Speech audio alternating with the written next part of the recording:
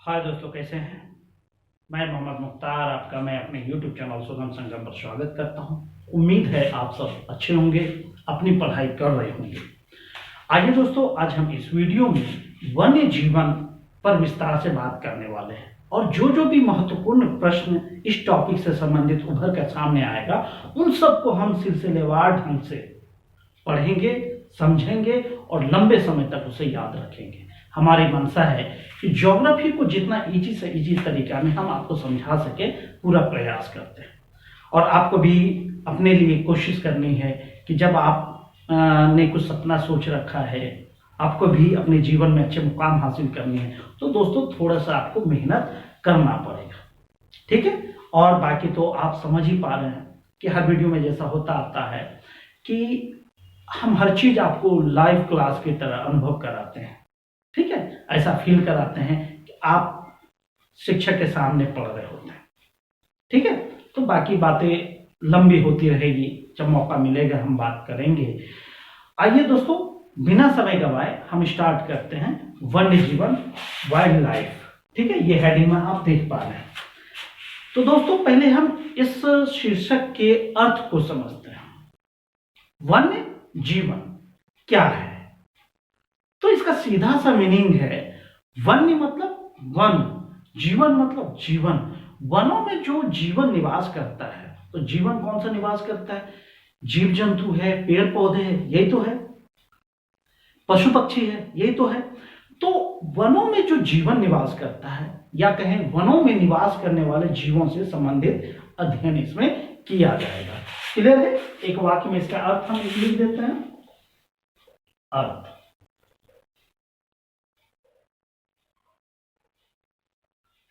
क्या अर्थ होगा दोस्तों? वनों में निवास करने वाले जीवों से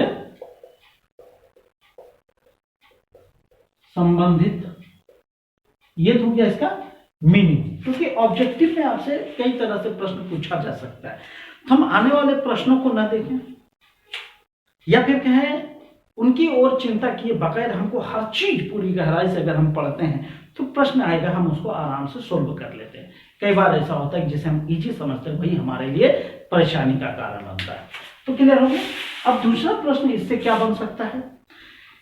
दूसरा प्रश्न ये बन सकता है कि वन्य जीवन से संबंधित भारत में सर्वप्रथम कानून कब बना?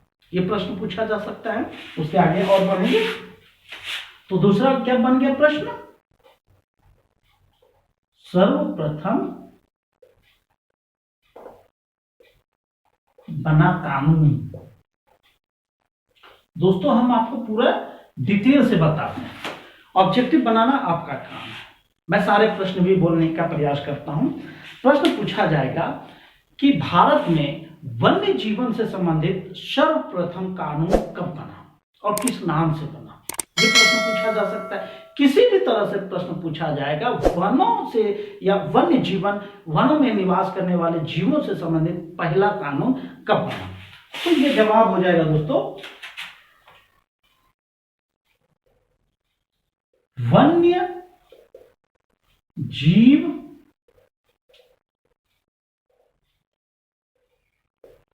अधिनियम 1972 ईस्वी। यहां तक कोई दिक्कत नहीं। अब आपको वन्य जीव अधिनियम पूछ देगा 1972, या फिर ऑब्जेक्टिव में हो सकता है इसको थोड़ा सा चेंज करें तो वो इस तरह भी पूछा जाता है कई जगह, वन्य जीव संरक्षण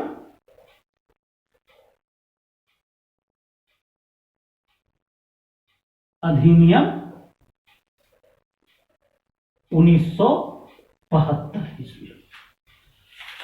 यहां तक कोई दिक्कत नहीं होनी चाहिए। हालांकि वन्य जीव अधिनियम 1972 पर हम एक अलग से वीडियो बनाएंगे कि उससे भी जो है कई जो महत्वपूर्ण प्रश्न उभरकर सामने आता है। यहाँ फिलहाल इतना जान लीजिए कि वनों से संबंधित वन्य जीवन से संबंधित भारत में सर्वप्रथम कानून बना है 1972 ईस्वी में। किस नाम से? वन्य जीव अधिनियम 1972 या वन्य जीव संरक्षण अधिनियम 1972। अब इसको, इसमें आगे बढ़ने से पहले जो है कि इसको याद रख लीजिए कि इसमें, इस कानून में सर्वप्रथम संशोधन कब किया गया। हालांकि इसको हम जो है कि इस वाले टॉपिक में क्लियर करेंगे, लेकिन यहां पर भी जान लीजिए जब आप वन्य जीवन को पढ़ रहे होते हैं तो इस पे क्या होगा, सर्वप्रथम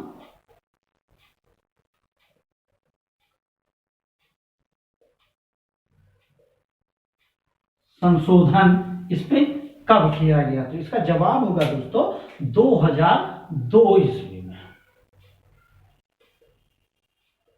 यहां तक कोई दिक्कत नहीं। अगर आप इस वीडियो में ये चीज पढ़ रहे हैं तो अगला जब हम इस पे वीडियो बनाएंगे तो वहां और इजी हो जाएगा। तो दो प्रमुख प्रश्न इसमें क्लियर हो गया कि वन्य जीवन से संबंधित पहला कानून 1972 ईस्वी में वन्य जीव अधिनियम या वन्य जीव संरक्षण अधिनियम बनाया गया, ठीक है। और इसमें सर्वप्रथम संशोधन कब किया गया, 2002 ईस्वी में।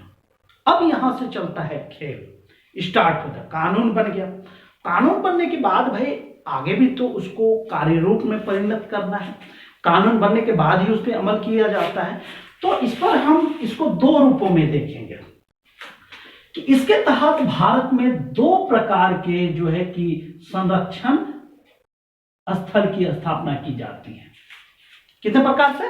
दो प्रकार से। एक को कहा जाता है राष्ट्रीय पार्क। क्या कहा जाता है? राष्ट्रीय पार्क। और दूसरा जो स्थापित किया है उसको कहा जाता है वन्य जीव अभयारण्य। यहां तक कोई दिक्कत नहीं होनी चाहिए। अब देखिए कि राष्ट्रीय पार्क हिंदी में है, वन्य जीव अभयारण्य हिंदी में। कई बार होता है कि इसका इंग्लिश नाम को हिंदी में लिख दिया जाता है, तो उसको भी हम इसमें जान लेते हैं। राष्ट्रीय पार्क को आप इसको कह सकते हैं नेशनल पार्क, ठीक है। National park. कई बार इसका हिंदी में इसका हिंदी में सेम चीजें लिख दिया जाता है, नेशनल पार्क। यहां तक कोई दिक्कत नहीं। एक एक करके इनको हम समझने का प्रयास करेंगे। वन्य जीव अभयारण्य को भी उसी तरह लिख दिया जाता है वाइल्ड लाइफ सेंचुरी। उसी तरह इसका हिंदी में लिख दिया जाता है वाइल्ड लाइफ सेंचुरी। अब क्लियर हो रहा होगा इसका मीनिंग। तो इस तरह दोस्तों आपको परीक्षा में परेशान करने के लिए आपको किसी भी तरह से प्रश्न पूछ सकता है, क्योंकि परीक्षा में क्वेश्चन जो सेट करता है उनका मूल फोकस होता है कि आपको किस तरह परेशान किया जाता है। आप जानते सब कुछ है, हम सारे प्रश्नों का जवाब जानते हैं, लेकिन कई बार होता है अगर आपको 150 प्रश्न पूछा जाता है तो 5 से 10 क्वेश्चन हम कंफ्यूजन में या तो गलत कर देते हैं या तुक्का मार देते हैं, ठीक है। तो उसी सबसे बचना है कि राष्ट्रीय पार्क का 3 नाम देख रहे हैं। एक नेशनल पार्क लिख दिया जाता है इंग्लिश में, उसी को कई बार लिख दिया जाता है नेशनल पार्क हिंदी में। उसी तरह वन्य जीव अभयारण्य वाइल्ड लाइफ सेंचुरी, उसी तरह वाइल्ड लाइफ सेंचुरी हो गया। अब इसको हम एक एक करके समझेंगे। अब आप प्रश्न करेंगे कि इन दोनों में अंतर क्या है, क्योंकि इन दोनों में एक बहुत ही महत्वपूर्ण अंतर है। उस अंतर को हम समझने का प्रयास करेंगे। पहले हम राष्ट्रीय पार्क को समझते हैं होता क्या है। कि राष्ट्रीय पार्क में होता क्या है, किसी विशेष क्षेत्र में निवास करने वाले जीवों के संरक्षण स्थल को कह सकते हैं। क्लियर हो रहा होगा? फिर से सुनिए, किसी विशेष क्षेत्र में निवास करने वाले सारे जीवों का जो संरक्षण स्थल है वो राष्ट्रीय पार्क यानी नेशनल पार्क कहा जाता है, ठीक है। उसी तरह वन्य जीव अभयारण्य में आइए, इसका ठीक उल्टा है। इसमें क्या होता है, किसी विशेष क्षेत्र में जितना जीव निवास करता है उन सारे को सम्मिलित रूप से जो संरक्षण स्थल बनाया जाता है उसको नेशनल पार्क कहा जाता है। लेकिन वन्य जीव अभ्यारण्य में थोड़ा सा चेंजिंग आता है। उसमें क्या होता है, किसी विशेष जीव, किसी विशिष्ट प्रजाति या प्रजातियों के संरक्षण के लिए जो आश्रय गृह बनाया जाता है, उसके रहने के लिए जो घर बनाया जाता है, उसको वन्य जीव अभ्यारण्य कहा जाता है। ये चीजें बहुत ही सेंसिटिव होता है। जो विलुप्त प्राय जीव है या जो अब समाप्त होने के कगार पे है, बहुत कम मात्रा में बचा हुआ है, उसके संरक्षण के लिए एक जो है कि निश्चित या उनके लिए सारे जरूरी सामान या सारे जरूरी परिवेश वहां पर तैयार किया जाता है और उनको वहां पे वो एक तरह से कृत्रिम आश्रय गृह के रूप में होता है। तो आइए पहले इनका मीनिंग देख लेते हैं। राष्ट्रीय पार्क का क्या मीनिंग हो गया, इसमें हम क्या देख लेते हैं, इसका मीनिंग क्या हो गया, किसी विशेष क्षेत्र में निवास करने वाले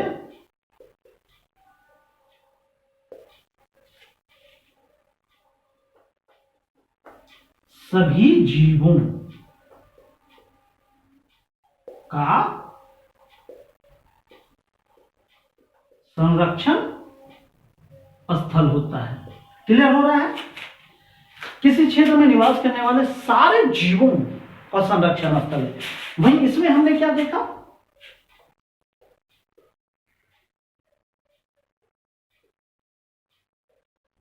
किसी एक प्रजाति या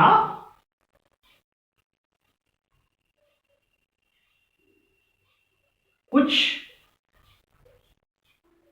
विशिष्ट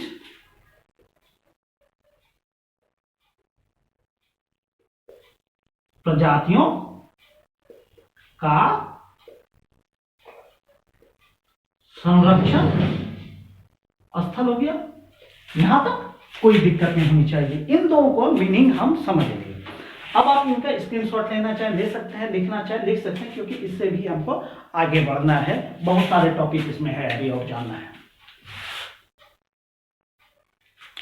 आइए दोस्तों अब हम देखते हैं। अब तो ये हम इन दोनों का अंतर समझ गए। अगर आपको कहा जाए एक शब्द में दोनों का अंतर बताइए तो आपका जवाब क्या होगा। देखिए, राष्ट्रीय पार्क क्या हो गया, हमने देख लिया, ये आवास आधारित हो गया। वहीं वन्य जीव अभयारण्य क्या हो गया,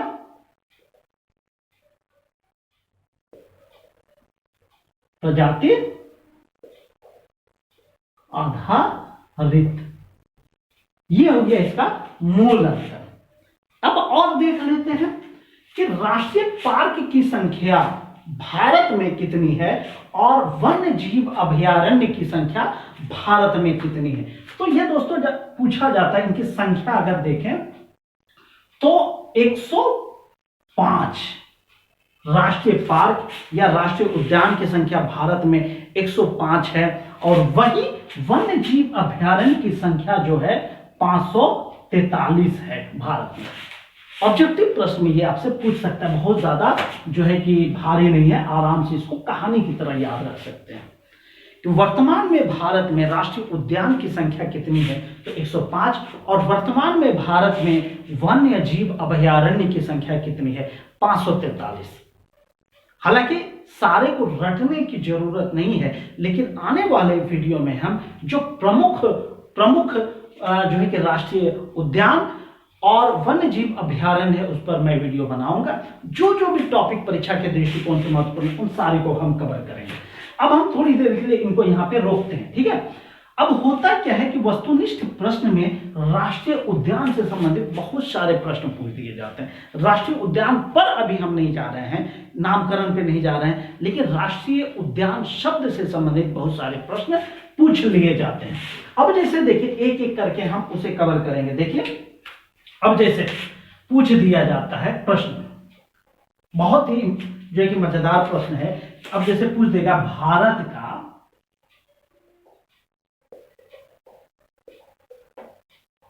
पहला राष्ट्रीय उद्यान, ये बहुत ही इंपॉर्टेंट प्रश्न है दोस्तों, जिसे हमें जानना चाहिए। भारत का पहला राष्ट्रीय उद्यान है, जान लीजिए, जिम कॉर्बेट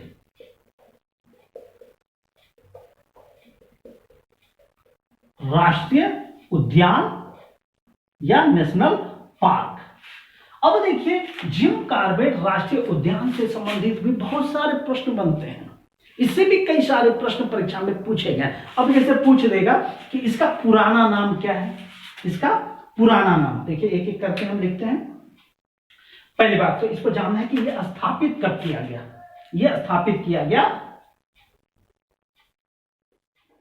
1936 ईस्वी में, और ये किस राज्य में कहां पर स्थित है, इसको जान लेते हैं। पुराना नाम पहले हम जानते हैं, इससे कई बार पूछा जाता है, पुराना नाम इसका क्या है, वो पूछा जाता है।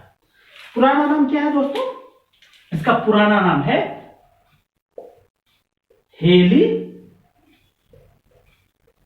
नेशनल पार्क, और ये स्थित कहां है ये देख लेते हैं।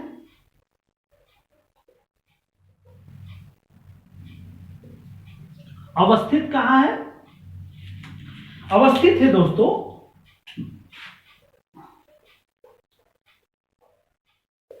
उत्तराखंड के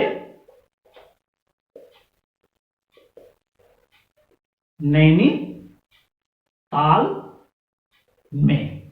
यह एक जिला का नाम है, उत्तराखंड के नैनीताल जिला में यह स्थित है। अब ये एक चीज और है कि वो जानना जरूरी है। अब देखिए, पहले भारत का पहला राष्ट्रीय उद्यान क्या हो गया? जिम कॉर्बेट नेशनल पार्क, ये हुआ एक नाम। अब इस नाम से रिलेटेड कई सारे प्रश्न बनते हैं, जैसे हो गया इसका पुराना नाम क्या है, हेली नेशनल पार्क, यह कहां स्थित है? उत्तराखंड के नैनीताल में स्थित है। यह कब स्थापित किया गया या इसकी स्थापना कब की गई? 1936 ईस्वी में की गई।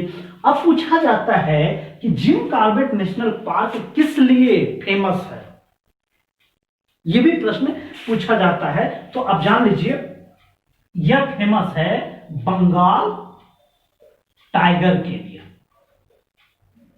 बंगाल टाइगर की जो विलुप्त प्राय, विलुप्त होने की स्थिति में है, उसके संरक्षण के लिए जो राष्ट्रीय उद्यान बनाया गया, वो सर्वप्रथम जो है कि जिम कॉर्बेट नेशनल पार्क बनाया गया। अब जो है कि बंगाल टाइगर से रिलेटेड यह प्रश्न यहां देखिए कैसे घुमाता है कि बंगाल टाइगर की सुरक्षा के लिए स्थापित पहला राष्ट्रीय उद्यान कौन सा है? तो आपका जवाब क्या होगा? Jim Corbett national park. यहां पे आप ऐसे भी याद रख सकते हैं कि सर्वप्रथम स्थापित राष्ट्रीय उद्यान जिम कॉर्बेट नेशनल पार्क है। यह जो है कि विलुप्त प्राय बंगाल टाइगर के लिए यह फेमस है। तो जाहिर सी बात है, बंगाल टाइगर की सुरक्षा के लिए स्थापित सर्वप्रथम राष्ट्रीय उद्यान कौन सा होगा? जिम कॉर्बेट नेशनल पार्क होगा। क्लियर?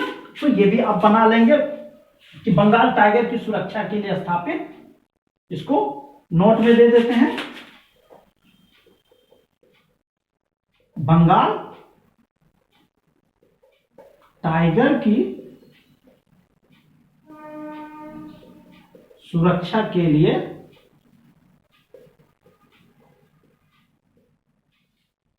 स्थापित पहला राष्ट्रीय उद्यान।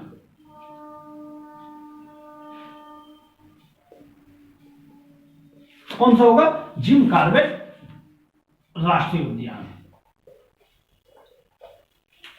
यहां तक कोई दिक्कत नहीं दोस्तों। अभी देखिए, भारत का सिर्फ पहला राष्ट्रीय उद्यान से इतने 6-7 प्रश्न उभर कर सामने आए। क्लियर? आई होप कि आपको समझ में आ रहा होगा। आप इनका स्क्रीनशॉट लेना चाहें ले सकते हैं, लिखना चाहें लिख सकते हैं। अभी हम और आगे बात करेंगे। सबसे पहला राष्ट्रीय उद्यान को हमने देख लिया। अब प्रश्न बनता है दोस्तों, देखिए, भारत का सबसे बड़ा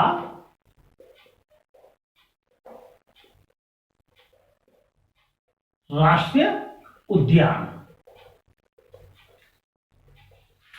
देखिए सबसे पहला राष्ट्रीय उद्यान क्या हो गया, हेली नेशनल पार्क। पुराना नाम है, पुराना नाम है तो हर शब्द जो है उससे मिलता जुलता ये भी नाम आता है, तो आपको घबराने की जरूरत नहीं है। भारत का सबसे बड़ा राष्ट्रीय उद्यान जो है वह है हेमिस हाई। अब इससे संबंधित अगर प्रश्न परीक्षा में पूछा जाता है तो आप ऐसे अनुमान से लगा सकते हैं, हाई, हाई मतलब ऊंचा, सबसे बड़ा, ठीक है, हेमिस हाई। अब ये कहां स्थित है वो भी देख लेते हैं। यह दोस्तों स्थित है लेह जनपद में। तो लेह कहां है, वर्तमान में है लद्दाख में।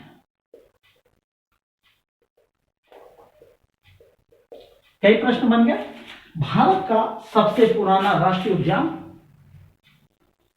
Heli national park. भारत का सबसे बड़ा राष्ट्रीय उद्यान कौन हो गया, हेमिस हाई। कहां पर स्थित है दोनों, एक है नैनीताल में, उत्तराखंड में। अगर आपको भारत का मैप याद आ रहा होगा, देखिए कि जो है उत्तराखंड कहां है, उत्तर में स्थित है, और लेह कहां है, भारत के सबसे उत्तर में स्थित, अब तो केंद्र शासित प्रदेश हो गया, वहां पर स्थित है हेमिस हाई। अब दूसरा प्रश्न, सॉरी, और अगला प्रश्न बनता है कि भारत का सबसे छोटा, भारत का सबसे छोटा राष्ट्रीय उद्यान या नेशनल पार्क कौन सा है। यहां भी देखिए एक ट्रिक अपनाना है।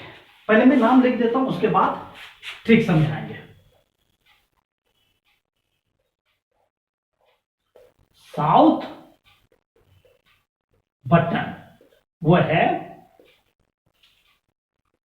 अंडमान निकोबार द्वीप समूह में।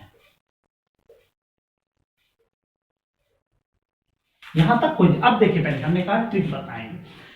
अंडमान निकोबार द्वीप समूह कहां पर स्थित है।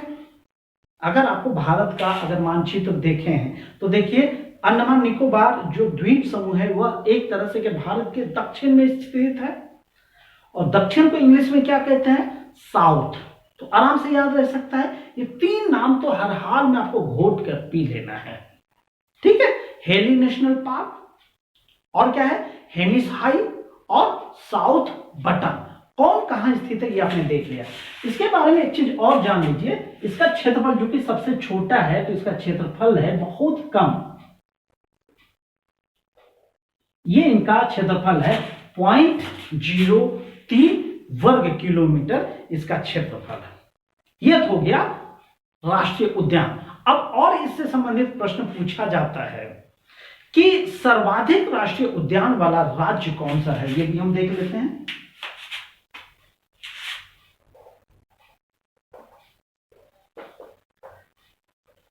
सर्वाधिक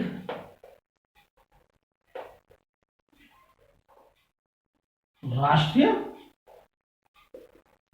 उद्यान वाला राज्य, ये भी प्रश्न पूछा जाता है दोस्तों। तो सर्वाधिक राष्ट्रीय उद्यान वाला राज्य है दोस्तों वो है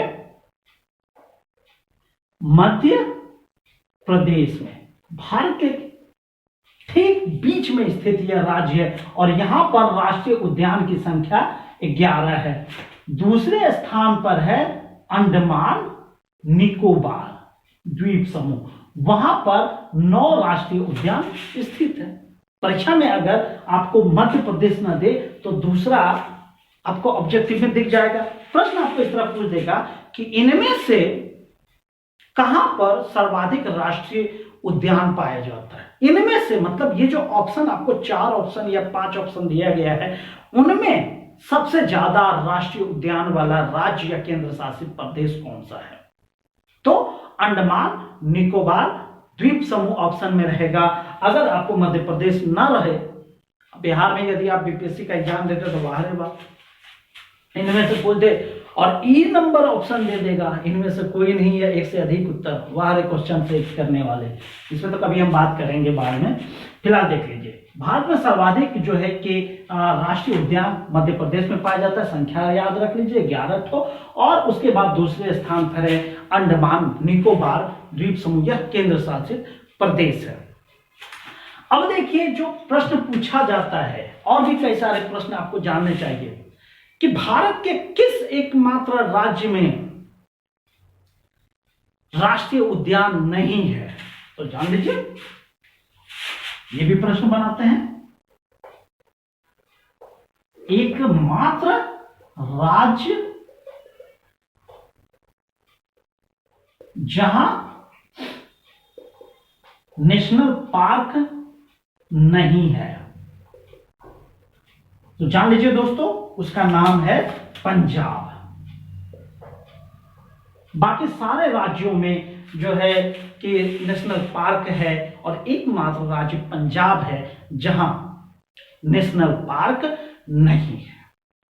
तो प्रश्न आपसे पूछा जाएगा कि भारत के कितने राज्यों में जो है कि राष्ट्रीय उद्यान पाया जाता है, तो क्या जवाब होगा? इनडायरेक्टली आपको याद रखना है, एकमात्र जब पंजाब राज्य है जहां नेशनल पार्क नहीं पाया जाता है, तो बाकी कितने राज्य हो गए?